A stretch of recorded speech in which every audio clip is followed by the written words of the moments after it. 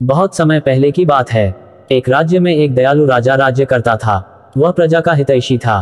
प्रजा का हित उसके लिए सर्वोपरि था। वह हमेशा इस प्रयास में रहता कि उसकी प्रजा को कोई समस्या कोई परेशानी न हो, सभी सुख चैन का जीवन बसर करें। उसके शासन में प्रजा प्रसन्नता और सुख से जीवन व्यतीत कर रही थी।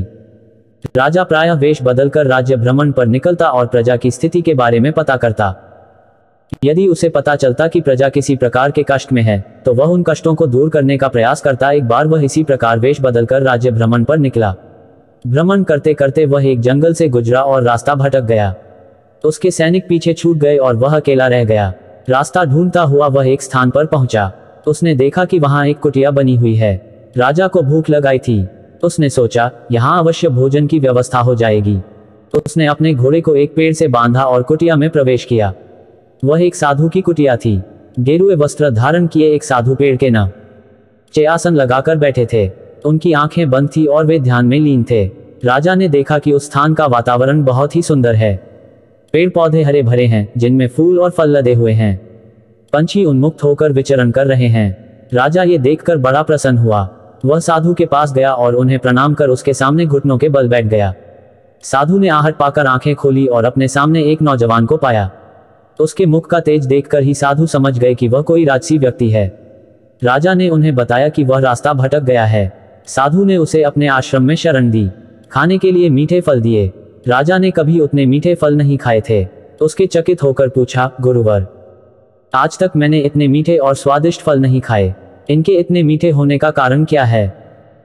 साधु ने कहा, इस राज्य का राजा अत्यंत दयालु और न्यायप्रिय है, इसलिए ये फल इतने मीठे हैं। जब तक वह अपनी प्रजा का हितैषी रहेगा, दिन दुखियों का सहायक रहेगा, ये फल ऐसे ही मीठे रहेंगे। राजा को यह सुनकर बड़ा आश्चर्य हुआ। उसके लिए इन बातों पर विश्वास करना कठिन था। जब साधु से आज्ञा लेकर वह लौटा तो उसने निश्चय किया कि वह इस बात का परीक्षण अवश्य करेगा। उसे अपने सैनिक मिल गए जो जंगल में उसे ढूंढ रहे थे। वह अपने राज्य वापस लौट गया। वापस लौटने के बाद उसने प्रजा पर जुल्म ढाने शुरू कर दिए।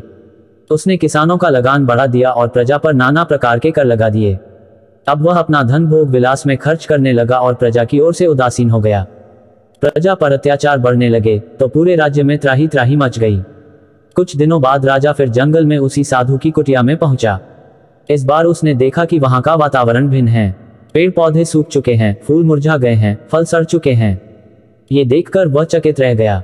वह साधु के पास गया और उसे प्रणाम किया। साधु ने उसे खाने के लिए फल दिए। इस बार फलों का स्वाद कड़वा था। राजा ने साधु से इसका कारण पूछा। साधु ने कहा, इस राज्य का राजा बाद पहले जैसा नहीं रहा। उसे प्रजा के हित का कोई ख्याल नहीं है। वह प्रजा पर अत्याचार करने लगा है। उसके प्रति प्रजा के मन में कड़वाहट बस गई है, इसलिए इन फलों का स्वाद कड़वा है। राजा साधु की कुटिया से अपने राज्य लौट आया। उसे साधु की बात समझ आ गई थी। अगले दिन से वह फिर से अपनी प्रजा का ध्यान रखने लगा। उसके बदलते ही फिर से प्रकृति ने अपना रंग बदला और हरी भरी हो गई। जैसा कर्म करोगे वैसा ही फल मिलेगा। यदि अच्छे कर्म करोगे तो अच्छा फल मिलेगा, बुरे कर्म करोगे तो बुरा। यदि हम किसी को कड़वाहट देंगे तो बदले में हमारे जीवन में भी कड़वाहट घुल जाएगी। इसलिए हमेशा सबका भला करें। आशा है आपको पसंद आई होगी। ऐसी ही